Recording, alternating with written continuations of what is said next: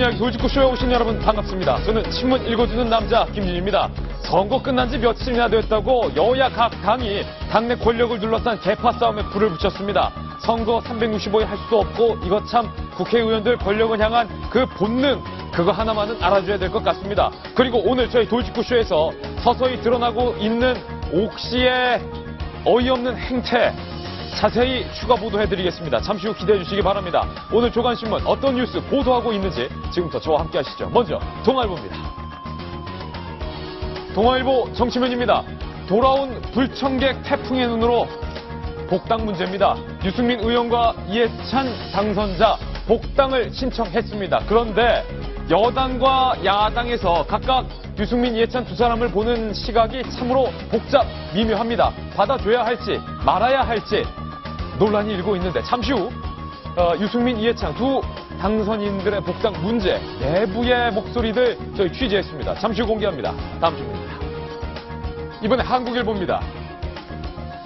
선거가 끝난 뒤에 김무성 대표 행적을 감췄는데 과연 요즘 뭐하고 계신지 오늘 한국일보 정치면에 보도되고 있는데 난파선에 기름을 닦고 있는 김무성 대표의 사진이 실렸습니다. 총선 참패 후 새누리당 대표직에서 물러난 김무성 의원이 자동차 운반선인 오션 탱고호가 좌초돼 영도구 지역구죠. 결영해안 산책로 부근에서 방제복 마스크 착용한 채 기름을 제거하고 있는 모습이 포착이 됐습니다. 그런데 오늘 김무성 대표가 어제는 기름 닦더니 오늘은 여의도 국회로 출근을 하고 있다네요. 오늘 김 대표가 과연 총선 참패 이후 어떤 목소리를 내놓을지 잠시 후 뉴스 속보 발생되면 돌직구쇼 생방송 중 연결해드리겠습니다. 다음 신문입니다. 이번에 조선일보입니다.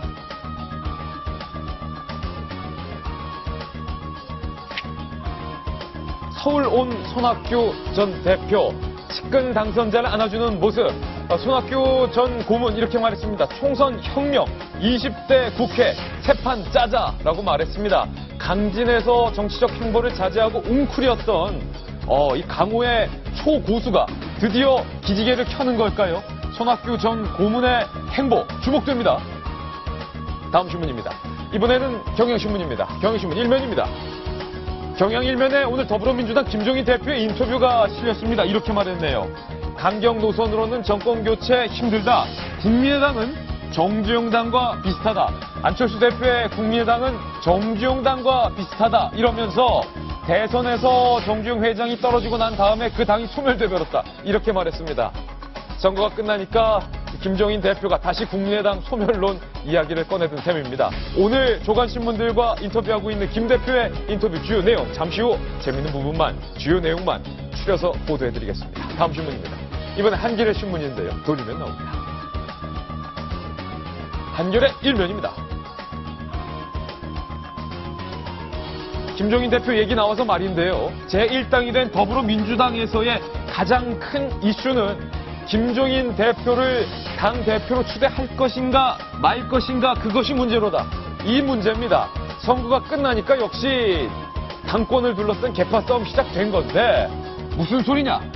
경선하자라는 목소리도 있고 김 대표 덕분에 이번 총선에 이긴 줄 알라 고마울 줄 알아야지 라는 목소리도 있습니다. 더불어민주당 내에 뜨겁게 일고 있는 추대론 잠시 후 저희가 그 뒷이야기 전해드리겠습니다. 다음 신문입니다. 이번에 서울신문입니다.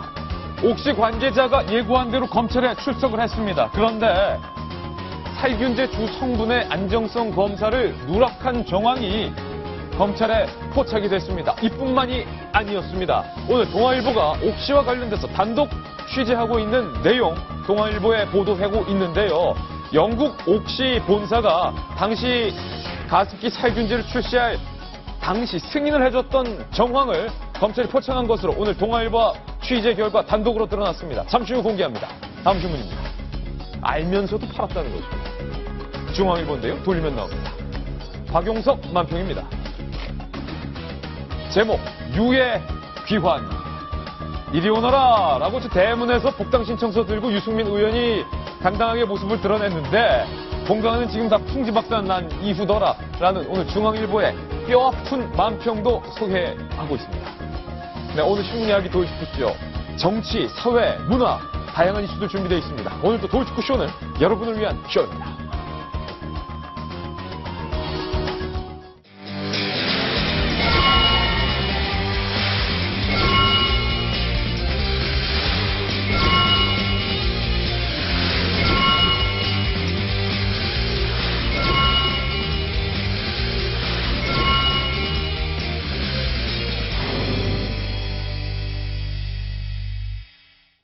네, 어제 저희 도직구쇼에서 이른바 살인 가습제 청소기, 살인 가습기 청소제의 충격적인 정황에 대한 방송을 보고 많은 시청자분들이 공분을 금치 못했습니다. 그래서 오늘 또다시 새롭게 드러나고 있는 이 가습기 살균제의 충격적인 정황 오늘 추가로 보도해 드리겠습니다. 준비했습니다. 세 가지 사항 지금부터 하나하나 만나보시죠.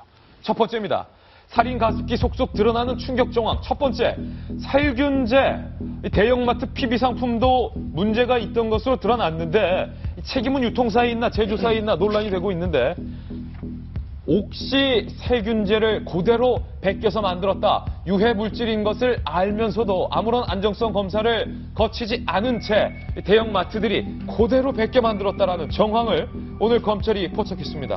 김병미 의원님, 예. 검찰 수사 결과 이 대형마트들에서 PB 상품, 그러니까 잘 나가는 업계 1위 상품을 유통업체들이 자체적으로 만드는 상품인데 옥시의 그 문제의 살균제를 그대로 베껴서 만들었다. 예.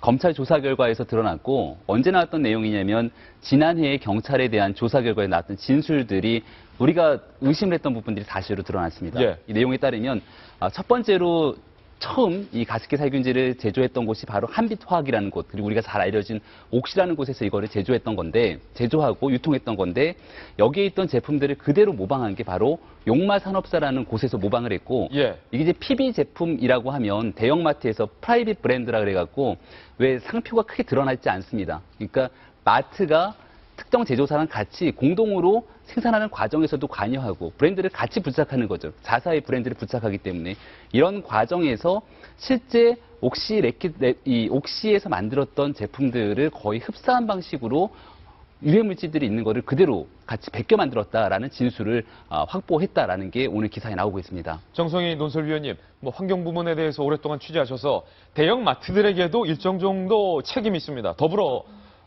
더군다나 당시 그 물질이 유해성, 인체에 유해하다라는 것은 업계에 다 알려져 있는데도 불구하고 PB 상품을 만드는 책임이 있는 대형 마트들이 그런 유해성 실험을 거치지 않은 채 그대로 업계 1위 옥시 상품을 베껴 만들었다. 이 영 실망스럽습니다. 조금 이렇게 수정해야 될 부분이 있는데 그 PB 상품을 만들 때는 유통사가 그 제품의 유해성을 몰랐을 것 같아요. 왜냐하면 옥시 제품은 어쨌든 정부의 허가를 받고 유통을 받고 있었기 때문에 그거를 갖다가 이제 프라이빗 브랜드들이 그냥 가져다가 했으니까 그 책임은 물을 수 없을 것 같아요. 다만 사후적으로 문제가 있었기 때문에 그것은 제조업체와 유통업체가 제가 비율이 5대 5인지 4대 6인지는 모르겠지만 예. 법원에 판결이 나와야 되겠지만 그거는 반본의 책임이 있지만 아까 말한 것 중에서 사전에 알고 있었다. 알고 있으면서 했다고 하는 거를 제조사한테와 유통사에 물을 수는 없을 것 같습니다. 저도 정 의원님이랑 비슷한 생각인 게요. 예. 지금 PB 마트에서 PB 상품을 쉽게 만들었다는 거는 두 가지 문제점이 있습니다. 첫 번째, 혹시 그대로 카피한 것은 아닌가? 그건 이제 별도의 문제예요. 만약 카피하고 특허권에 대한 정당한 로열티를 지불하지 않았다면 그거는 이제 저작권에 대한 문제가 되겠죠. 두 번째 문제는 뭐냐면 사실 더 중요한 거는 만약에 특허권료를 다 지불했다고 칩시다. 두 번째 더 중요한 문제는 그러면 왜 그렇게 쉽게 베껴서 유통할 수 있게 만들어져 있었던가. 그 구조를 우리가 이야기해야 되는데 저는 그 구조는 어제부터 강조했듯이 국가의 책임이 가장 크다. 예. 왜냐하면 이것을 단순한 공산품으로 분류했기 때문에 단순히 가습기 내부를 청소하는 용도로만 국가가 생각을 했던 거예요.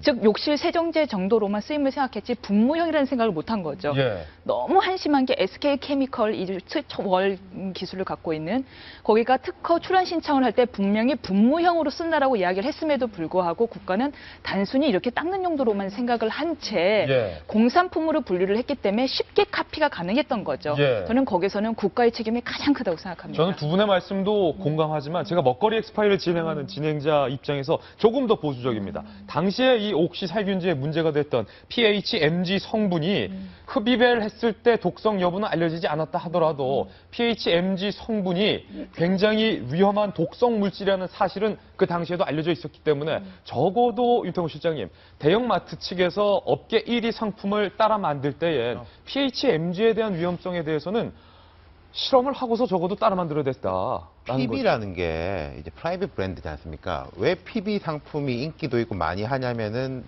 소비자들은 그 대형 마트를 보고 사는 거거든요. 이게 예. 보면 용만 산업, 이 용만 산업이 누군지 그거 보고 사는 사람이 어디 있겠습니까? 어디 있습니까? 그 마트를 이제 믿고 신뢰를 하고 하는 건데 자꾸 너무 쉽게 하는 것 같고요. 그리고 저는 좀 김진애 앵커는 말했지만 규제 문제에 있어가지고 우리 정부의 규제를 보면은 별로 규제 필요가 없어 보이는 거는 아주 엄격하고 정말로 규제가 강해야 될 부분은 오히려 느슨하고 뒤에 보면 오늘 우리 순서에 들어있는지 모르겠는데 그 유커들 왔을 때 생맥주를 가게 밖에서 먹으면 생맥주는 가게 밖에서 못 먹게 돼 있습니다. 우리 예. 지금 규제상으로. 그러니까 발코니에서 먹는 것도 다 불법이에요. 근데 그런 건 이제 아주 조밀하게 해놓고 이런 부분에 대해서는 말하자면 인체에 직접 닿는 거지 않습니까? 이런 부분에 대해 가지고는 규제가 너무 느슨하다. 이런 좀 전반적인 재조정이 필요할 것 같습니다. 살인 가습기 속속 드러나는 충격 정황. 첫 번째는 이 무책임한 대형마트들의 무조건 베끼기식의 PB 상품 행태가 결국에 이 큰 피해를 낳았다라는 첫 번째 책임 정황이고요. 두 번째 정황을 바로 공개하겠습니다. 만나보시죠. 살균제 원료 위험성, 제조사는 알고 있었다? 지금까지 옥시 영국 본사는 한국에서 유통되는 일이었기 때문에 본사는 알지 못했다라고 발뺌을 해왔는데 오늘 동아일보 단독 취재 결과 책임이 없다던 옥시 영국 본사가 당시 2001년 당시죠. 출시 때 본사에서 승인을 한 것으로 동아일보 취재 결과 구체적으로 확인이 됐습니다. 정세영 위원님, 사실입니까? 이거는 아마 오늘 동아일보가 단독 보도하고 있는데요. 옥시라는 한국 법인이 당시에 이 가습기, 당번 요거를 출시를 할 때 들어가는 우리 문제의 성분 PHMG 요거를 썼는데요. 그때 요 성분이 그 전에는 이거 말고 다른 성분을 썼나 봅니다. 그러니까 PHMG라는 게 이제 SK케미칼이 개발한 성분인데요. 이 성분으로 바꿔도 되겠느냐 아니면은 바꾸겠다 하면서 양시의 한국 법인이 아닌 영국 본사에 문의를 해서 그쪽에서 답변을 받았다 하는 정황이 이제 포착이 된 겁니다. 이것이 이제 의미하는 바는 예. 지금까지 옥시 그 레키섭 벤키저 같은 이 영국의 회사는 그거는 가습기 당번 가습기 그 살균제는 한국 시장에서만 유통되는 어떤 특수한 물질이라서 우리는 상관이 없다 하는 것이 공식 입장이었거든요. 그런데 오늘 드러난 정황상 이 물질에 대한 바꿔도 되겠냐는 승인을 영국에서 했다면은 이거는 영국의 본사가 이 문제에 대해서 모르지 않았고 그 다음에 상당한 책임이 있다는 걸 이제 보여주는 것이니까 예. 상당히 파장이 크고요. 왜냐하면 영국이 혹시 그 레킷 벤키저가 굉장히 큰 회사인데 유통 어떤 생활용품의 제조회사로서 크죠. 만약에 예. 한국에서 이런 그 상황이 일어나서 책임을 지게 된다면 전 세계적으로도 엄청나게 파장이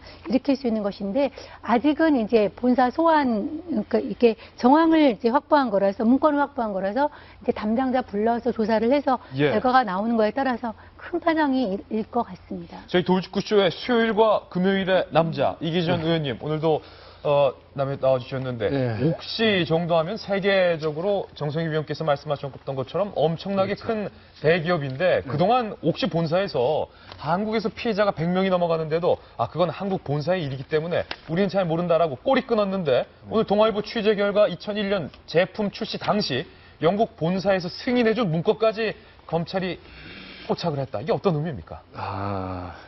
저는 이걸 5년 만에 이렇게 이제 예. 문제 삼는다는 것이 도저히 납득이 안 그러게 가요. 말입니다.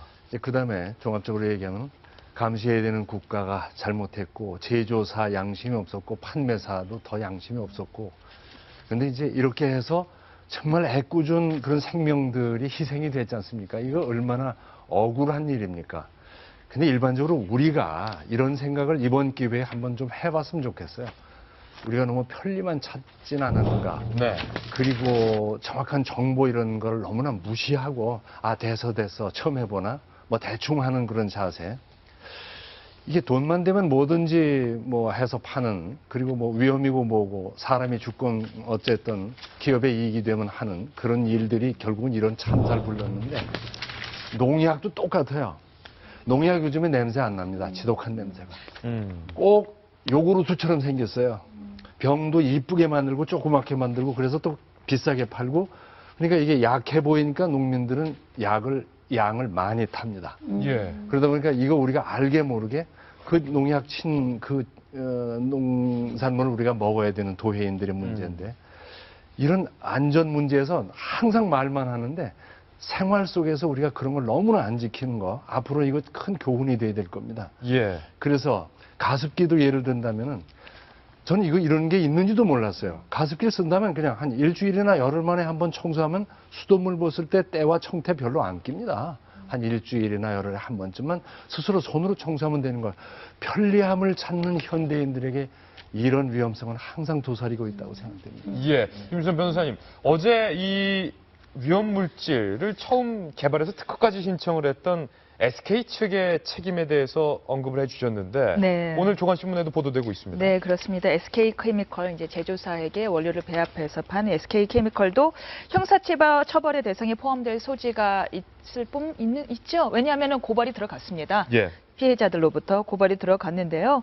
그래서 이제 오늘 기사는 SK케미컬 측이 이 PHMG가 가습기 살균제 원료로 사용되는 사실을 몰랐을 가능성이 희박할 것이다라는 보도를 냈는데 몰랐을 가능성이 없는 게 아니라 처음부터 그 용도로 만들어졌다라는 것이 오늘 제가 특허 출원서를 한번 뽑아봤거든요. 그래서 꼽고서 지금 봤는데 처음부터 그 용도로 만들어진 것이었습니다. 뭐라고 써 있는지 한번 읽어드리면은 공중부유군을 제어하기 위해서 사용하는 방법, 분무기를 설치하여 액상 살균 조성물을 주기적으로 분무해 줌. 예. 즉 공중부유군을 위해서 처음부터 만들어진 원료였습니다. 따라서요, 그렇기 때문에 이것은 처음부터 공중부유군을 위해서 적절히 살균되면서 어떻게 해야지 인체에 덜 해로울까를 위해서 만들어진 물질이었는데요. 이런 점 때문에 SK케미컬은 위험성을 알 가능성이 있을 뿐만 아니라 더 큰 문제는 제가 다 자세히 한번 말씀드리지만 국가입니다. 저는 국가. 이것은 단순한 세정제가 아니었는데 단순 세정제로 처리해서 공산품으로서 분류를 하여 자율안전관리 대상이므로 우리는 그 안정성 관리를 할 필요가 없다라고 한 국가의 책임이 저는 여기서 가장 크다고 생각합니다. 예. 옥시 살인 가습기 속속 드러나는 충격 정황. 이번엔 세 번째로 이동하겠습니다. 만나보시죠. 옥시의 또 다른 조직적 꼼수에 대해서 오늘 또 다른 조간신문이 보도를 하고 있습니다. 바로 이 부분인데요. 검찰이 압수수색을 하기 직전에 옥시 측에서 증거를 인멸한 정황이 오늘 구체적으로 포착이 됐습니다. 방금 말씀하셨던 SK 측에서 이거를 특허낼 당시 유해성에 대해서 경고를 했던 자료를 네. 10년간 제공을 했던 것으로 알려졌는데 그렇죠. 검찰이 들이닥치기 직전 이 10년치 유해성 경고 자료를 옥시가 석연치 않게 모두 삭제를 했다. 그렇습니다. 저희가 어제까지 드러났던 증거 인멸의 정황은 그 교수를 섭외를 하려고 했다라는 점이라든가 댓글을 조직적으로 지웠다던가까지만 드러냈는데요. 오늘 또 하나가 드러났네요. 바로 무엇이냐면 SK케미컬이 그동안 옥시에게 물질안전보건 자료를 제공을 했다고 합니다. 이 물질안전보건 자료라는 것은 산업안전보건법에 따라서 원 기술을 가진 측에서 그다음 제조 측에게 제시해야 되는 자료인데 그 자료에는 분명히 화학물질의 안전 사용 관리를 위한 주요 성분 주의사항 등이 담겨 있었다라고 합니다. 예. 그런데 아마 그 주의사항에 위험성이 기재가 되어 있었나 보죠.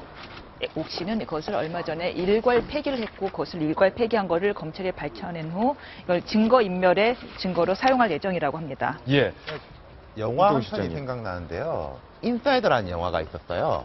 그 러셀 크로우가 담배 회사 연구원으로 나오고 미국 CBS 이제 60 미니츠라는 이제 고발 프로그램의 PD가 알 파치노였었죠. 예. 그때 이제 러셀 크로우가 담배 회사의 내부의 문제를 내부 고발자로 나와서 어떻게 잘못됐는지를 이제 고발한 내용이었는데 그때도 보면은 이 담배를 보면 담배 자체가 안 좋죠. 안 좋은데 실제로 요즘 안 좋은 게 첨가물, 농약 그리고 이제 담배를 이렇게 옛날에 담배는 계속 빨지 않으면 불이 꺼져 버리는데 요즘 잘 타 있거든요. 그 인화제가 담배 속에 들어 있어요. 예. 이런 화학 물질에 대한 그 자료는 사실 담배 제조회사 책임 아니겠습니까? 그렇죠. 담배 농가가 아니라 그런 부분에 대한 이제 자료를 다 폐기하려고 하는데 러셀 크로우가 이제 그 부분에 대해 가지고 양심 선언을 하는 게 나오는데요. 이런 옥시 쪽에서도 그런 내부 고발자가 좀 나와야 될 시점인 것 같습니다. 이제. 거기 예. 그리고 재미있는 기사를 오늘 동아일보가 소개를 했습니다. 사례를요. 독일 사례를 봤는데요. 이 이제 가죽이나 이런 쇼파 닦는 광택 이게 이제 1980년도에 개발이 됐다가 이걸 맡은 사람들이 다 고열과 이렇게 구토 증세를 호소한 거예요. 나중에 봤더니 이거를 만든 회사에서 그 증상이 있다는 걸 알고 대책회의까지 했음에도 불구하고 계속 판매를 한 걸 알게 된 겁니다. 예. 그러자 독일 연방대법원이 어떻게 판결을 했느냐. 대책회의 하기 전에 대해서는 과실 책임을 인정을 했습니다. 대책회의 후는 알았으면서도 일부러 판 것이기 때문에 고의적인 상해로 인정을 했습니다. 이 부분은 우리 이번 사태에서도 좀 참고가 되지 않을까 싶네요. 예. 충격적으로 드러나고 있는 살인 가습기, 속속 드러나는 충격 정황. 제발 여기까지 추가 보도가 나왔으면 좋겠습니다. 옥시 측에 오늘 동아일보 보도에 따르면 옥시 본사 측에서도 책임 있는 해명과 피해 보상 조치를 들고 나오기를 기대해 보겠습니다. 저희가 준비한 다음 돌직구 뉴스로 이동하겠습니다. 만나보시죠. 네, 첫 번째 돌직구 신문을 지금 바로 공개합니다. 선거가 끝나자 각 당에서는 집 나갔던 막내 아들의, 한 명은 큰아들이군요. 막내 아들, 큰아들의 복귀 문제가 논란입니다. 일단은 유승민 의원의 복당 논란이 일고 있는데 유승민 의원 뭐라고 말했는지 직접 한번 들어보시죠. 원래는 선거 다음날 할 생각이었는데 선거 결과가 당에 너무 상태로 그래서 부담을 하는 게 좀 당에 부담이 될 수 있겠다 싶었습니다. 그래서 오늘 하게 됐고 생각해 본 적이 있습니다. 제가 특별히 길게 말씀드릴 건 없고요. 민의를 받들어서 인생을 살리겠다. 그 부분은 저는 옳은 방향으로 생각합니다. 네, 유승민 의원 이렇게 입장을 밝혔는데요. 근데 새누리당 내에서 유승민 의원의 복당에 대해서 찬반 논란이 일고 있습니다. 익명을 요구한 한 친박 의원은, 핵심 의원은 이렇게 말했습니다. 유승민 의원이 이번 선거 참패에 끼친 영향이 매우 크다. 적반하장이죠. 그리고 이한구 전 공천관리위원장은 유승민 의원의 복당에 대해서 이렇게 말했습니다. 유 의원의 복당을 허용하면 새누리당이 이념 잡탕당이 된다. 우리 당 짬뽕 된다. 이래서 안 된다. 이렇게 반대를 하고 있는 건데 정성희 위원님, 유승민 의원의 복당을 허용하면 당이 공천을 잘못했다라는 것을 인정하는 꼴이 돼서 허용을 못한다. 결국 자존심 문제입니까? 정체성 문제를 그 전에 얘기를 했잖아요. 그 당의 노선과 유승민 의원의 생각이 맞지 않다. 우리가 여러 번 얘기했지만 어디에서도 새누리당과 유승민 의원의 생각의 어떤 정체성의 차이는 우리가 좀 발견하기가 어려웠습니다. 예. 유승민 의원이 더불어민주당에 간다는 것도 아니고 새누리당에 들어간다는 것인데, 저는 슬그머니 지금 이제 자존심 문제가 걸린 것이죠. 들어오게 되면 아까 말한 대로 공천 잘못을 시인하는 꼴이기 되기 때문에 쉽게 좀 내분의 또 다른 어떤 새누리당의 내분의 어떤 발화선이 될 것 같은데요. 그럼에도 불구하고 지금 새누리당이 원내 대1당의 지위도 상실한 상황이기 때문에 슬그머니 복당이 되지 않을까 하는 생각이 드는데 오늘 많은 신문에서 지적하고 있듯이 새누리당 유승민 의원이 복당이든 나중에 얘기할 우리가 이해찬 의원의 복당이든 이렇게 내보내서 돌아오는 사람들을 복당시킬 때는 당 차원의 설명, 국민에 대한 해명과 설명이 있어야 될 것 같습니다. 저 의원을 복당시키는 의원한테 대한 어떤 입장성도 필요하지만 국민들한테는 왜 이 사람을 갖다가 공천을 안 줬는지, 그 다음에 지금 복당할 때는 복당을 시킨다고 해야 되나, 오히려 애걸복걸 해야 된다고 얘기를 하는데 복당해서 들어올 예. 때는 왜 그런인가에 대해서 분명히 설명을 하고 들어와야 된다고 생각을 합니다. 예, 그리고 야당에서는 이해찬 의원에 대한 이 복당의 셈법이 조금은 다른데 김병민 의원님, 예. 친노 좌장으로 알려진 이해찬 의원이 복당을 했을 때는 이게 누구한테 타격이 되냐면 김종인 대표의 리더십에 타격이 된다. 네. 김종인, 이해찬 양자택일의 상황이다. 이해찬 의원이 이번에 당선이 돼서 7선이 됐습니다. 마지막에 공천 컷오프 과정에 정점이 있었던 게 바로 이해찬 의원의 컷오프였거든요. 그 당시 김종인 대표가 했던 얘기 이런 얘기입니다. 당선 가능성과 경쟁력을 기준으로 컷오프를 시킨다라고 했는데 살아 돌아왔기 때문에 당선 가능성과 경쟁력을 기준으로 날려버렸다라는 명분은 살지 않는 거고, 이제는 김종인 왜냐하면 이해찬 의원 같은 경우는 애당초 더불어민주당의 공천 파동이 이렇게 2번 있었는데 첫 번째는 문재인 전 대표가 만들어놓은 시스템 공천에 따라서 1차 컷오프가 있었고 거기는 이해찬 의원은 들어가지 않았죠. 2차 컷오프가 바로 김종인 대표가 나름대로 본인이 모든 주도권을 쥐고선 잘라버렸던 사람인데 거기에 대해서 이제는 복당할 수밖에 없는 상황이 돼버린 거죠. 근데 아마 이해찬 의원이 돌아오는 걸 김종인 대표로 또 바라지 않지만 문재인 전 대표도 그렇게 썩 달가워하지는 않을 것 같다는 생각이 들어요. 왜냐하면 기존에 있었던 친노 패권주의라고 하는 부분들, 예. 친노랑 비노의 갈등으로 당이 점철된다라면 당의 미래는 없습니다. 지금 그러한 과거의 갈등들이 조정되고 있는 국면이기 때문에 이해찬 의원은 어차피 복당하실 거잖아요. 복당하시면서 본인 스스로 선언하셔야 된다 생각합니다. 더 이상의 친노 패권주의는 없다. 이번 선거를 통해서 굉장히 역사적인 사건들, TK의 김부겸, PK의 김영춘 등등의 새로운 시대의 더불어민주당의 정치를 구현할 수 있는 사람들이 됐기 때문에 예. 그 사람들에게 길을 열어주고 본인은 2선으로 후퇴하겠다라는 선언을 하신다라면 당내에 아무 분란이 있을 이유가 없습니다. 정치 선배의 지혜가 필요한 순간인데 이기진 전 의원님, 여당과 야당의 고민이 조금은 다릅니다. 여당은 이게 정체성의 문제라고 하지만 자존심의 문제 같아요. 네. 유승민 의원 내 집단 언제고 다시 받아둘 명분이 없다. 그런데 야당은 분명히 이 권력 싸움의 성격이 짙습니다. 이해찬을 받아들이자니 김종인 대표의 입장이 굉장히 어색해지는데 어떻게 해야 됩니까? 상당히 복잡하네요. 제 예. 머리로 생각하고 얘기하기엔 정말 설명하기조차 어렵고 이해하기조차 어려운데 국민이 다 알지 않습니까, 사실? 그렇죠? 이거?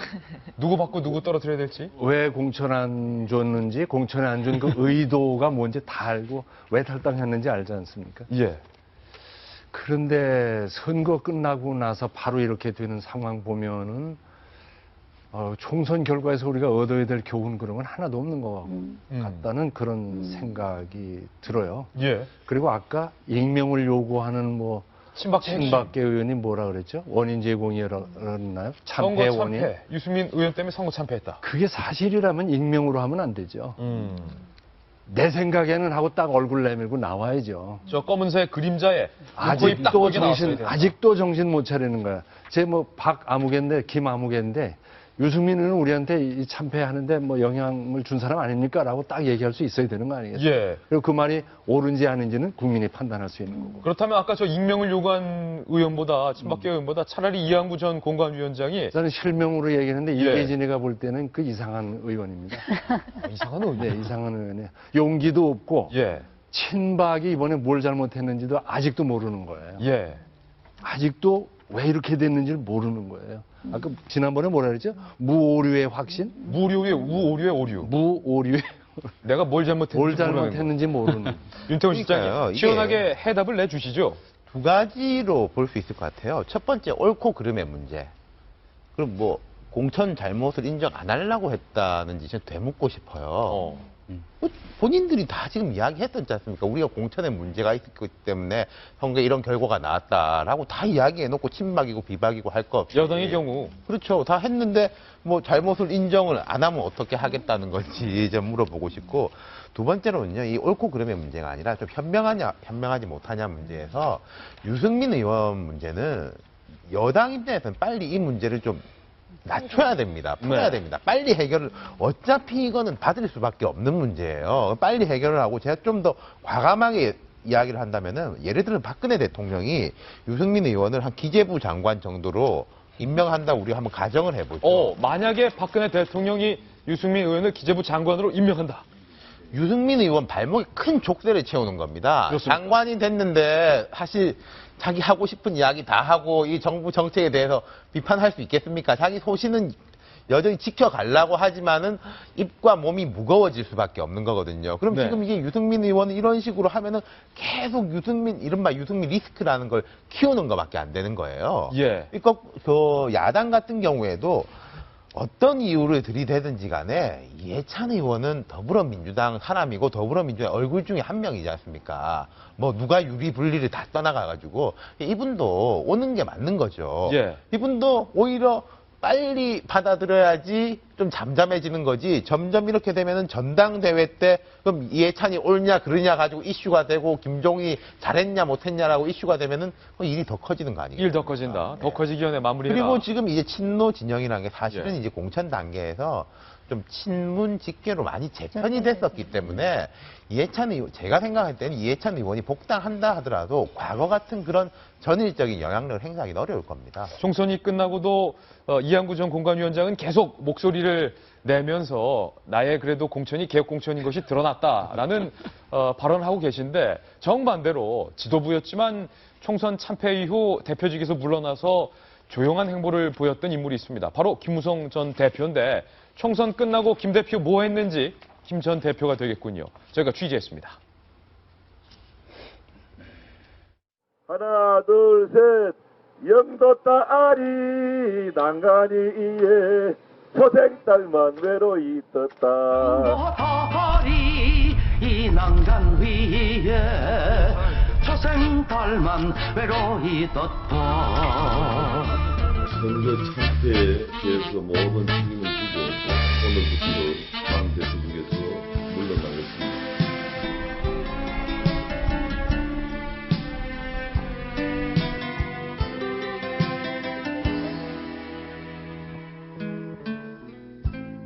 먹이를 찾아 산기슭을 어슬렁거리는 하이에나를 본 일이니까 짐승의 썩은 고기만을 찾아다니는 산기슭의 하이에나. 나는 하이에나가 아니라 표범이고 싶다.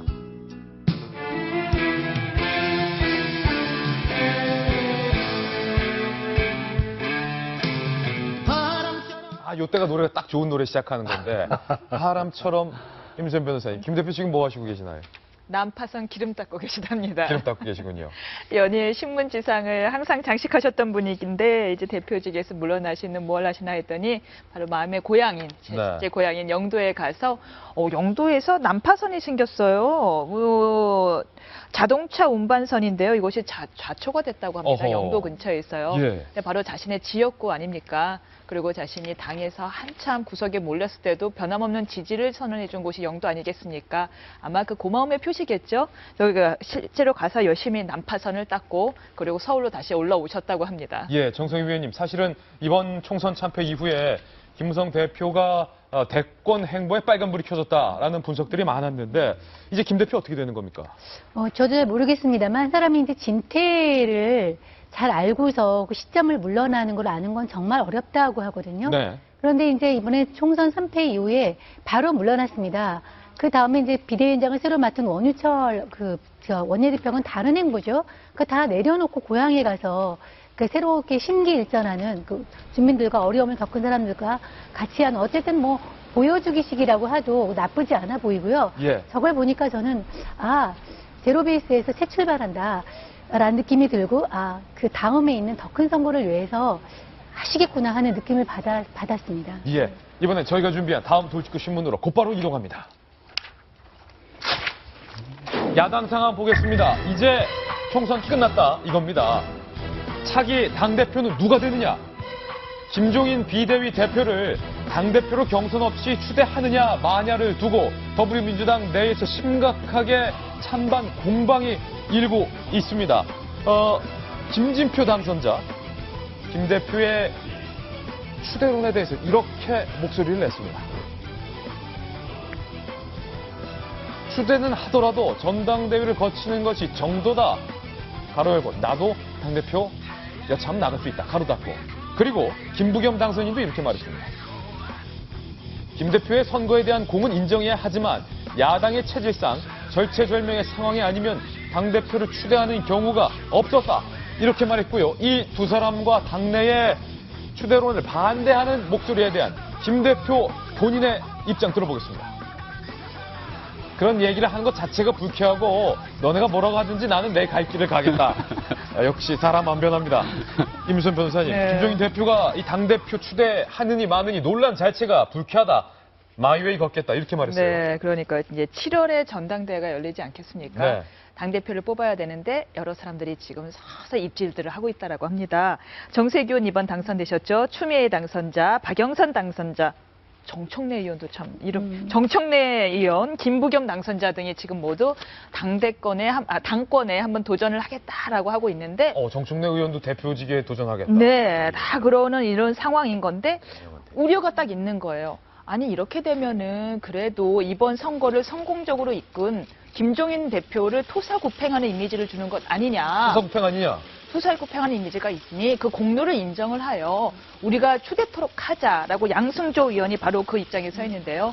우리가 추대토록 하자라는 입장을 딱 내세웠는데 그럼 이 추대토록 하자는 입장에 김종인 대표 참 고맙습니다라고 할 줄 알았더니 오히려 아니 내가 왜 추대론 따위가 올라와. 나는 당연히 당대표지.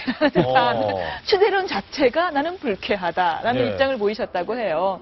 그 근거로 아니 문재인 대표가 분명히 나를 모시고 올 때 비례대표 2번과 함께 대선께까지 함께 가자라는 말씀을 하셨는데 그거는 당대표를 의미한 것 아니겠느냐라고 하면서 또 은근히 문재인 대표를 압박하는 말씀을 하셨다고 하더라고요. 분명한 거는 임선 변호사님 말씀하셨듯이 만약에 선거가 끝난 지금 상황에서 김종인 대표가 당대표를 맡지 못하면 김종인 대표가 야당에서 할 수 있는 정치적 생명은 없다고 봐도 과언이 아닌데 합의 추대하는 것이 옳으냐 아니면 경선을 통해서 당대표로 선출하는 것이 옳으냐의 문제.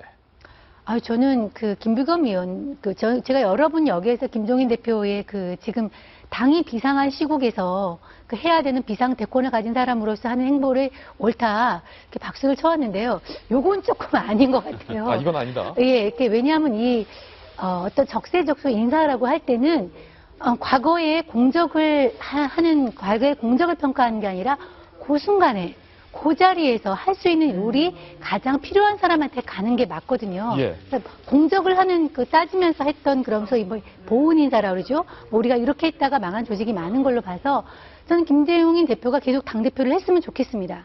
그래서 내년 대선까지 갔으면 좋겠는데 그렇지만 그 과정 자체는 전당대회를 통해서 당선을 해야지 그 다음에 편하실 것 같아요. 이른바 절차적 정당성을 얻어라. 만약 그렇지 않고 그냥 가시면은 또 옆에서 바지 크랙이 잡고 옆에서 정청래 의원이 뭐라 그러고 정당성도 없다 뭐도 없다 얼마나 이렇게 옆에서 하는 사람이 많겠습니까? 이번엔 그냥 본인은 근데 전화 안 하실 생각인 것 같긴 하지만은 저는 이번에는 하셨으면 좋겠어요. 전당대회를 통해서 당대표에 도전해보는 것이 좋다. 관련해서 오늘 조간신문에 김종인 대표와 인터뷰한 내용들이 보도되고 있는데 그중에서 가장 핵심적인 내용만 저희가 간추려봤습니다. 어떤 인터뷰 내용인지 확인해 보시죠. 김종인 더불어민주당 대표, 과연 당대표 추대 논란의 한복판에 김 대표가 서 있는데요. 기자가 이렇게 물었습니다. 총선 승리 일각에선 김 대표의 공이 아니라는데 슬쩍 기자가 건드렸죠. 성격을. 내가 낭떠러지 떨어지는 사람 구출한 건 누구도 부인 못한다.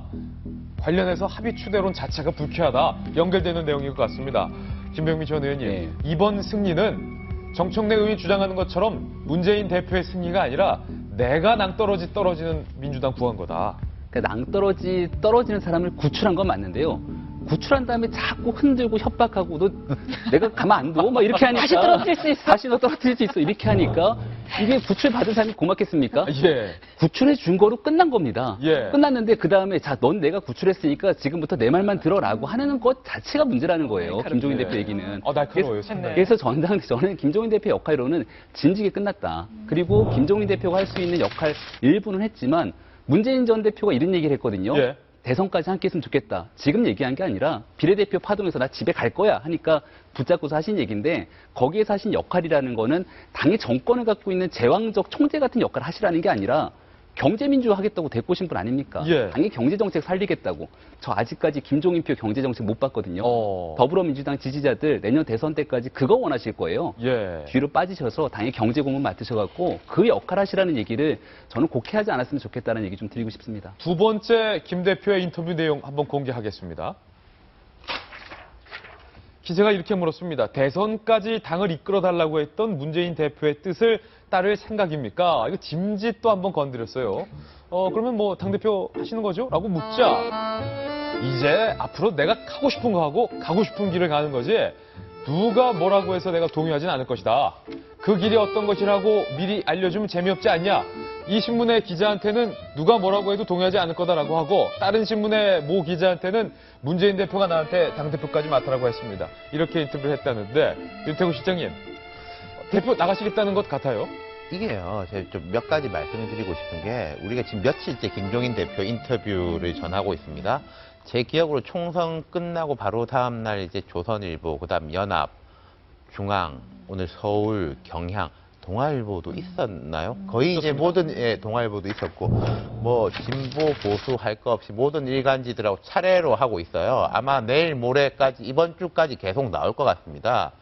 거의 대권 주자급. 저도 이제 이런 걸 이렇게 조정을 해봐가지고 언론사들하고 조정을 해봐서 하는데 대권 주자급 행보고 그리고 매일매일 이게 쓸만한 게 말이 항상 점점 세져요. 그렇다는 건 뭐 첫 번째 지적을 하고 싶고 두 번째로는 지금 추대론을 두고 왜 시끄럽냐. 저는 김종인 대표 본인이 자초한 면이 있다고 생각합니다.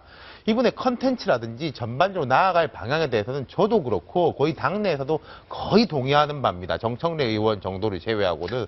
김부겸, 뭐 김진표 이런 사람들이 이 방향이 틀렸다고 이야기하는 사람 누가 있습니까? 그런데 여기 보이는 리더십이 독선적인 거, 말 좀 함부로 하는 거 이런 부분이 정말로 같이 가기 힘들다라는 게 제가 총선 전에 말씀드린 것 같은데 당내 저변에 깔려 있거든요. 이건 뭐 누가 흔들어서가 아니라 본인이 그렇게 보여줬기 때문에 지금 이렇게 결과로 돌아오고 있는 것이고 그리고 세 번째로는 저는 지금 어쨌든 야권의 대선 주자 1, 2위가 문재인, 안철수 두 사람이지 않습니까? 예.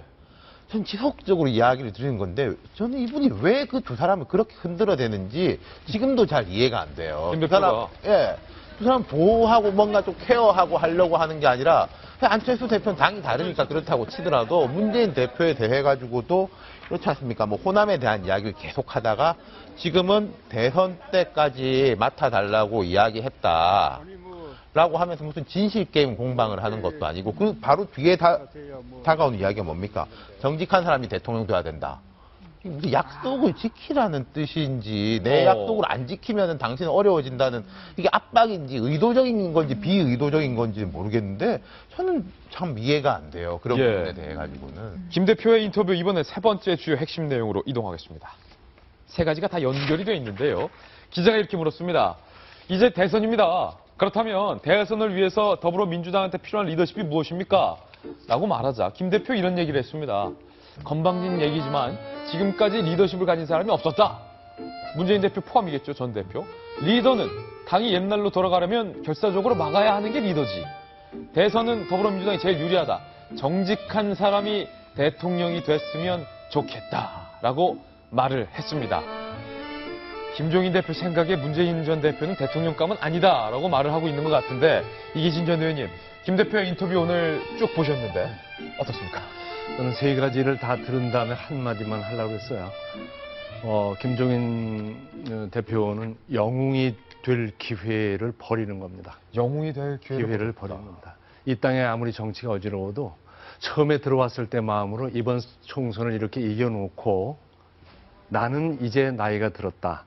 달 추스려 놨으니 좋은 정치를 해라 하고 물러선다면 가지 마세요 하고 추대가 나올지도 모른다는 제가 꿈꾸는 정치는 그런 거였습니다.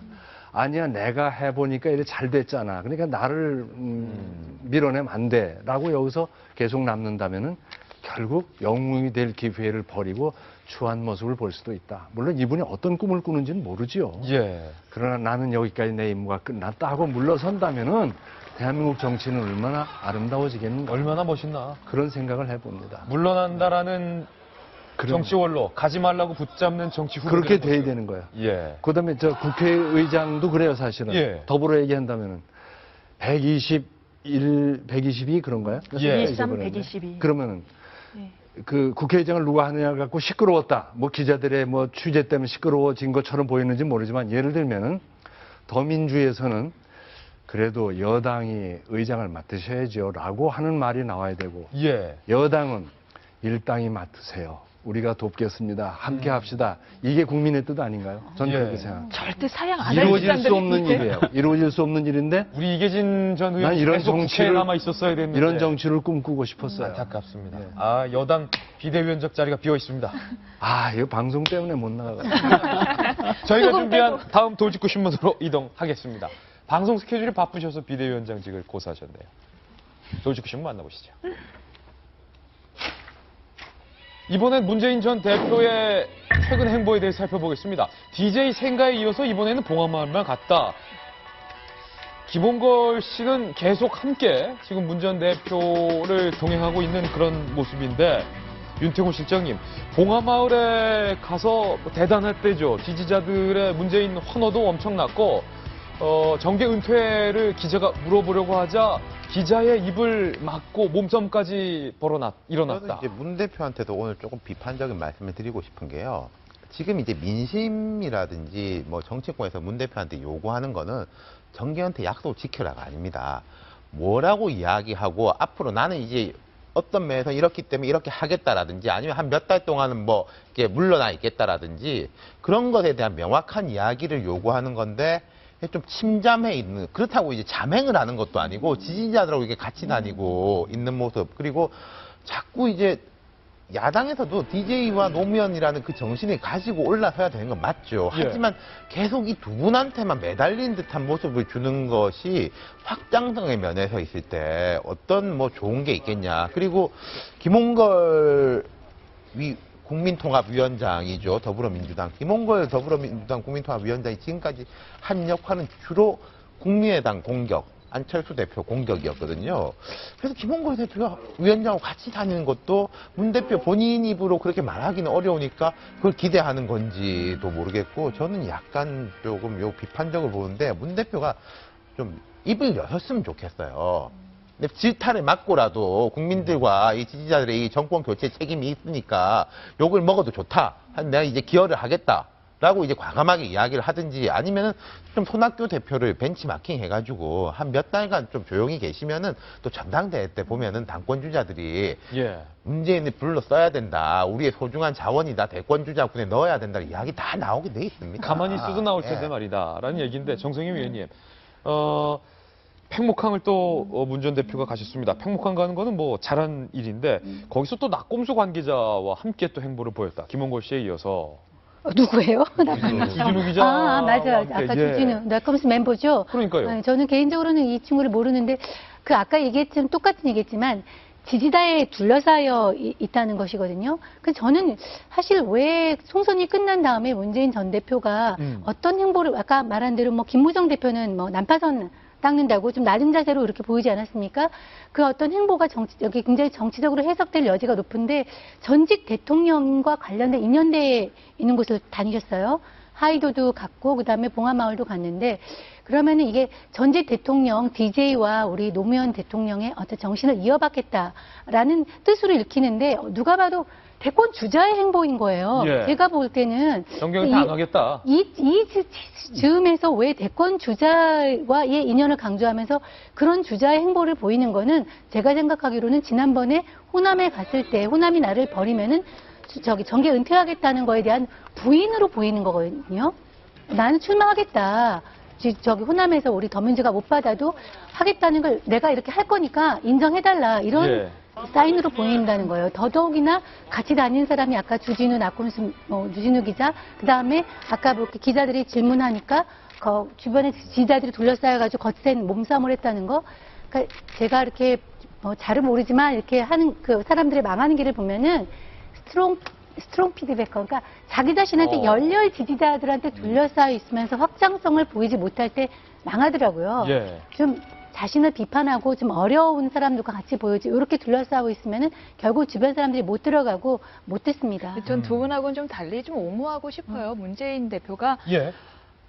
처음부터 공개하고 다닌 게 아니었거든요. 원래 비공개로 DJ 생가를 갔다가 그게 언론에 이제 알려지면서 이렇게 된 거 공개를 합니다. 이렇게 되면서 지지자들이 또 몰려온 건데요. 누구나 이제 지금 갈 길이 둘 중에 하나밖에 없잖아요. 아주 그래 결심했어 하는 큰 갈길이 두 개 있잖아요. 대권 후보로 가든지 정계 은퇴로 가든지. 그렇다면은 낮은 곳에서 스스로의 정신적 고향을 한번 찾아볼 필요가 분명히 있다고 생각해요. 내가 어디로 가야 되는가. 김무성 대표가 진짜 고향을 가서 난파산을 닦았듯이 이분 역시 정신적 고향을 찾아가서 어떻게 정신을 좀 닦고 싶었던 게 아닌가. 근데 그게 공개돼서 이렇게 화제가 된 거지. 예. 그래서 이렇게 좀 이해가 가요. 예, 어쨌든 뭐 무슨 행보를 하든지는 자유인데, 본인이 스스로 말했던 호남의 지지를 못 받으면 정계 은퇴를 하겠다라는 말을 다시 철수를 할 건지 아니면 그 말을 뭐 지키겠다는 건지에 대한 해답은 윤태곤 실장의 지적처럼 해답은 내주시고 행보를 해야 좀 궁금증이 저희로서는 풀릴 것 같습니다. 어제 저희 돌직구쇼에서 총선의 표심을 못 읽고 있는 국민들은 미적분 풀고 있는데 정치인들은 산수 풀고 있다. 산수 풀고 있는 정치인들 1탄 보도해드려서 시청자들의 반응이 뜨거웠습니다. 그런데 어제 저희 방송에도 불구하고 아직도 산수를 풀고 있는 정치인, 표심을 제대로 못 읽는 정치인 있습니다. 2탄 준비했습니다. 만나보시죠. 어제에 이어 오늘도 정청래 의원이 거론이 됐습니다. 하루가 멀다 하고 정청래 의원의 총선이 끝나니까 막말이 지금 계속되고 있는데 정청래 의원 이렇게 말했습니다. 김종인 대표를 향해서 돈 먹고 감옥 간 사람이 당대표로 맞느냐? 돈 먹고 감옥 간 사람은 당대표에서 배제해야 된다. 이렇게 말하면서 당내 일당이 된 지 얼마나 또 됐다고 또 쯧쯧쯧 정청래 의원을 향한 당내 목소리까지 나오고 있습니다. 김병민 의원님. 네, 이 사람들이 우리 산수 풀고 있다는 얘기를 했는데요. 왜 복잡한 고차 방정식이 아니라 산수를 푸냐면 이유는 간단합니다. 고차 방정식을 풀기 위해서는 국민을 바라봐야 되고 우리 당을 바라봐야 되고 정책을 봐야 되고 생각할 게 한두 가지가 아닌데 산수를 푼다는 건 아주 간단하게 나만 바라보기 때문인 거죠. 정청래 의원 아까도 얘기했지만 전당대회 나오려고 하시는 것 같아요. 일단 국회의원은 떨어졌지만 전당대회에 나오기 위해서는 가장 중요한 게 지지층을 결집해야 될 것 아닙니까? 예. 정청래 의원이 막말을 하면 할수록 거기에 대해서 속이 시원해하는 지지층이 결집되기 때문에 특히나 김종인 대표를 공격하면 할수록 거기에 대척점에 서 있는 특정 완전히 극진보층이 굉장히 환호하는 모습들을 보이기 때문에 그런 것 같다는 생각이 드는데요. 정청래 의원 얘기가 나왔으니까 저는 약간 좀 이분의 행동에 대해서 일관성이 없다고 느껴지는 게 예. 김종인 대표 처음 오셨을 때 우리 경제민주화님 오셨습니다 하면서 공천받기 전이니까 환호하고 저는 아직도 야구 문자 쓰고서는 더더더송인가요? 노래 부를 때 우리 김종인 대표 옆에서 막 박수치던 모습들이 눈에 선하거든요. 예. 그게 공천 떨어지고 나갔고서는 완전히 또 180도 돌변해서 지금 보고 계신 저 트위터가 공천을 주기 직전 과거보다 현재보다 미래의 김 박사님의 가치가 빛나시길. 이랬던 정청래 의원이 김종인 대표의 순식간에 범법자가 어찌 진실한 사람이 아니라는 식으로 이제 매도시킨 건데 예. 이게 결국은 듣는 사람들은 시원할지 모르겠지만 더불어민주당을 나름대로 지지하려고 왔다 갔다 하다가 마지막에 안착했던 사람들의 등을 돌리게 만들 수 있기 때문에 당을 지지하는 사람들 입장에서는 참 되게 부담스러운 일이겠죠. 예, 공천 이후에 방금 보셨듯이 돈 먹은 사람은 당대표 자격 배제해야 된다라고 말을 했고 그뿐만이 아니라 가벼운 정치인이라는 글에서는요. 걸핏하면 짐 싸서 집에 가겠다고 떼쓰는 정치인, 탈당할까 말까 저울질하다 주저앉아 한 자리 차지하는 정치인, 이들이 진짜 새털처럼 가벼운 정치인이다 라면서 말하자면 광역 저격이죠, 광역. 광역 저격을 하고 있어요. 뭐 두 번째 건 박영선 의원 이야기한 것 같고 저 개인적으로 되게 궁금한 게 손혜원 당선자의 입장이 궁금해요. 손혜원 당선자가 항상 박사님이 하자고 하는 대로 하면 됩니다라고 하시는 분이거든요. 여기서 박사님이랑 김종인 대표님이고 그리고 또 나는 이제 정청래 아바타다. 이렇게 말씀을 하시는 분인데 어떤 입장인지 궁금하네요. 손혜원 위원장이 지금 딜레마에 처했을 것 같은데 정청래 의원 또 이렇게 말했습니다. 김 대표에 대한 당대표 합의 추대론이 나온 뒤에 트위터에 이렇게 올렸는데 김병민 의원님, 예. 합의 추대는 북한 노동당 대회에서나 가능한 일이다. 거의 뭐 이 역대급으로 비판하고 있는 모습들을 볼 수 있고 김종인 대표랑 이제 건널 수 없는 선을 건넜기 때문에 결국은 한판 승부가 정청래 의원을 통해서 이뤄질 것 같고 전당대회에서 과연 정청래 의원 지지자들이 근데 정청래 의원 지난번 전당대회에 나와서 표 많이 얻은 거 아마 많은 사람들이 알 건데 제 기억으로 3등인가 2등인가 했던 걸로 기억이 나요. 여론조사로는 네. 2등이었어요. 그래서 저는 이 정청래 리스크를 더불어민주당이 어떻게 극복하는가도 굉장히 중요한 우리가 관전 포인트로도 볼 수 있을 것 같아요. 표심을 못 읽는 3인방, 이번에 두 번째 주요 인물입니다. 국민의당의 천정배 당선인인데요. 이런 말을 했습니다. 논란이 일고 있습니다. 국민의당 내에서 천정배 공동대표가 청문회로 이명박, 박근혜 전현직 대통령의 청문회를 열겠다. 그래서 이 청문회로 정권의 적폐를 타파하겠다. 총선 끝나자마자 천정배 공동대표가 이런 말을 해서 국민의당이 뭐 쓰나미의 혼돈 속에 지금 빠져 있는데 안철수 대표는 아니 내가 여태까지 말했던 일하는 국회 기조와 배치된다. 그건 천정배 개인의 의견일 뿐이다. 서둘러서 진화에 나섰고 당내에서는 당내 의사 모으는 과정을 거쳐야지 저렇게 혼자 독선적으로 말을 하면 안 된다. 이태규 국민의당 전략 홍보 본부장도 우려의 목소리를 내고 있습니다. 천정배 대표가 이러는 겁니까? 전 본인이 원래 진보적인 분이죠. 진보적인 분이고 지금 당권을 생각하고 있지 않습니까? 당권 대권 분리를 강하게 이야기하면 대권은 조금 중도적인 안철수니까 난 좀 진보적인 당권 이렇게 생각하시는 것 같은데 글쎄요. 저게 실제로 저는 가능할까도 좀 의문스럽고요. 뭐 7개, 8개 항목을 이야기하던데 안철수 대표뿐만 아니라 박지원 의원 같은 경우에도 이 부분에 대해서 좀 짚고 넘어갔는데 선정배 저는 이제 개인적으로 잘 아는 분인데 그런 이야기를 좀 떠올려 드리고 싶어요. 열린우리당 원내대표 시절에 국가보안법 문제를 가지고 당시 야당인 한나라당과 합의를 했었습니다. 한나라당 대표가 박근혜 대표 시절에 그 개정으로요. 예. 이계진 의원님도 계시니까. 근데 개정으로 합의를 했는데 폐지로 몰아붙이려고 하다가 난리가 나가지고 뭐 개정 한자도 못 고쳤고 지금 10년 지나서 지금 생각해보면 이게 뭐 국가보안법 강화 안 하면 다행인 상황이 됐는데 그때 10년 전으로 한번 과거의 경험에서 좀 복귀를 해보시라고 말씀드리고 싶습니다. 예, 천정배 대표의 이명박 박근혜 전현직 대통령의 청문회를 놓고 박지원 의원은 우리가 무슨 혁명군이라도 되는 줄 아느냐 완장 찬 것처럼 착각해서 안 된다라고 당내에서 쓴소리를 했고 이 말을 들은 더불어민주당에서 옆당에서 굉장히 의아한 반응을 내놨는데요. 이렇게 말했습니다. 익명을 요구한 핵심 관계자가 아니 청문회 같은 건 그동안 역대급으로 우리가 주도를 했는데 저희도 주도를 했지만 그거는 여야 협상력으로 썼던 다분히 정치적인 주장인데 왜 그걸 국민의당 공동대표가 저러시는지 모르겠다라는 반응을 내놨다고 합니다. 표심을 못 읽는 마지막 3인방 멤버를 지금 공개합니다. 이분도 어제 나왔던 분이네요. 윤상현 당선인 서둘러서 복당하겠다라고 얘기를 했고 당내에서도 같이 손뼉을 쳐주고 있습니다. 이정은 의원이 빨리 받아들여서 논란을 끝내자 이렇게 말을 했는데 당내에서는 반성 없는 뻔뻔한 복당은 이토록 처음 봤다라는 비판의 목소리가 나오고 있습니다. 그러니까 이 문제는 아까 유승민 의원의 복당하고 좀 다른 거예요. 유승민 의원은 이제 새누리당 스스로는 정체성의 문제라고 하지만 이 사람은 품위의 문제거든요. 품위와 수준의 문제입니다. 그러니까 그 윤리, 본인이 모시고 있는 조직의 대표를 향한 어떤 윤리, 논란, 그 다음에 품위 이런 부분이 있는데 이런 거에 대해서는 또 이정현 의원이 빨리 다 그냥 들어와서 끝내버리자고 봉합하자는 거는 납득이 안 되고 아까 말한 전체적으로 국민이 만들어준 이 의사를 전혀 왜곡하는 그러면은 아까 우리가 정청래 의원은 윤리와 품위의 문제로 많이 비판을 했는데 똑같죠. 윤상현 의원님 그렇게 아무 문제 없이 받아들이는 새누리당도 이 윤리의식과 품위에 전혀 문제의식이 없다고 받아들일 수밖에 없고 그러니까 그거는 표심을 분명히 왜곡한 거죠. 예. 복당까지도 문제인데요. 복당 이유가 더 문제거든요.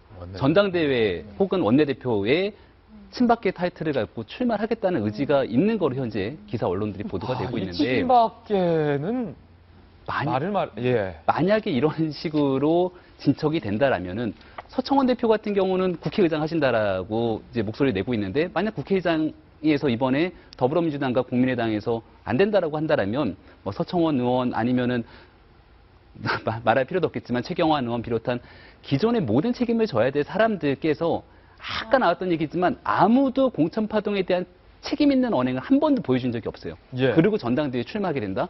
이거 새누리당의 미래는 불보듯 뻔합니다. 또 정치 선배님의 지혜가 필요한데 이계진 전 의원님 표심 못 읽는 3인방 보셨습니다. DNA, 정치적 DNA가 안 변한다 하는 걸 본 것 같고요. 회초리를 들고 매를 쳤을 때 매를 맞은 사람의 반응, 아이가 정말 아파하고 울면은 때린 사람이 마음이 아픕니다. 미안해지죠. 그런데 때렸는데도 심심하거나 거의 대들거나 하면은 더 매를 때리고 싶은 거예요. 그렇죠. 보면은 오늘 아침에 돌직구 쇼를 하면서 느낀 것이 뭐 국민의당은 내부 사정의 그 복잡한 구성 때문에 앞으로 분란이 좀 일어날 겁니다만 현재로서 볼 때 국민의당의 행보가 괜찮아 보이고 바닷가에 가서 기름때를 닦는 김무성 당선자가 매를 맞은 사람의 자세로서는 괜찮은 것 같아요. 예.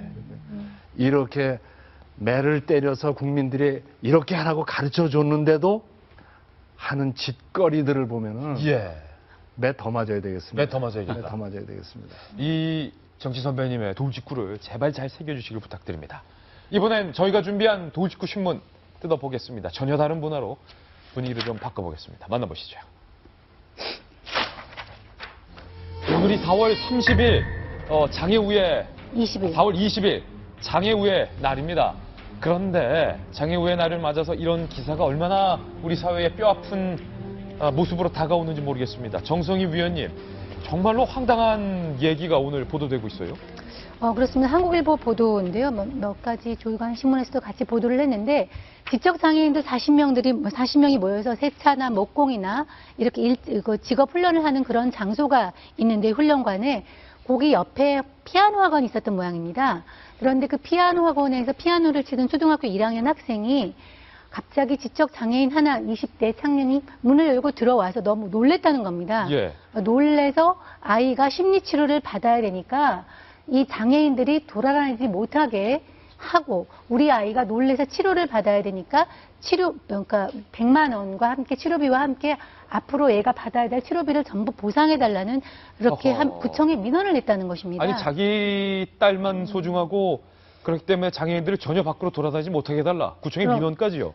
구청에서는 이제 그렇게 하니까 이 이제 지적 장애인들이 모여 있는 곳에서는 황당하지만 일단 100만 원을 모아서 십시일반 각출해서 주고 그다음에 심리치료비는 받은 거에 따라서 이렇게 나중에 추가로 주겠다고 했는데 이것이 불법이랍니다. 장애인이 거리를 돌아다닐 수 있는 법적 근거는 이제 전혀 없고요. 그러니까 장애인들이 거리를 다니는 것을 막을 수 있는 법적 근거가 전혀 없죠. 그렇죠. 당연한 거죠. 그런데 이제 제가 이제 아까 좀 저거한 거는 아이가 이제 놀랬을 겁니다. 저는 이제 그 덩치 큰 사람이 약간 이제 동작도 굼뜨고 들어오면 놀랬을 텐데 이런 것이 놀라지 않는 분위기가 돼야 되거든요. 예. 그러니까 어떤 해도 이제 미치지 않는 건데 훈련이 안 돼 있었던 것입니다. 그러니까 저 어렸을 때부터나 이제 우리 방송 매체나 그 길거리나 이런 거 외국 가보면 많잖아요.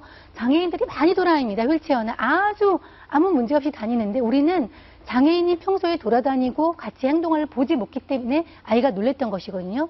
그러니까 이것은 이 사안을 계기로 해서 우리가 좀 더 같이 사는 세상, 그러니까 같이 교육받고 같이 호흡하고 이런 걸 많이 돼야지 놀라지가 않고 이런 것이 없는데 이거 말도 안 되죠. 사실은 이 장애인 측에서 소송을 제기해도 될 판이거든요. 예, 자기 딸이 놀랐기 때문에 100만 원의 비용과 6개월간의 치료비를 요구한 그 정신 나간 아이 엄마도 문제인데 이 민원을 접수한 행정기관에서 민원인과 원활하게 마무리하지 않으면 시설에 행정 경고까지 내릴 수 있다라고 으름장을 놨다라고 합니다. 구청이 지급하는 보조금이 아쉬운 장애인 시설이 결국 각출을 해서 100만 원을 물어줬다라고 하는데 그 행정기관, 구청이죠. 영혼 없는 공무원들이란 욕이 이래서 나오는 겁니다. 제대로 제발 좀 새겨주셨으면 좋겠습니다. 오늘 10초 얘기할 수 있을까요? 예. 10초. 북한에는요, 장애인 대우를 어떻게 하는 걸 알았어요. 예. 평양에는 장애인이 못 산다고 그럽니다. 못 살게 돼 있대요. 그리고 장애인이라는 말을 탈북자들이 처음 들었다는 거 아니에요, 여기 와서. 거기서는 불구자라고 한다는 거죠. 예. 그러니까 우리의 인식이 참 좋아졌는데 이런 특별한 경우, 이건 정말 통탄한 일이죠. 통탄할 일입니다. 네. 해당 구청, 공공기관, 영혼 없는 공무원, 개념 없는 학부형, 총체적인 문제입니다. 광고 뒤 돌아오겠습니다. 잠깐만요. 오늘 휘날의 기사입니다.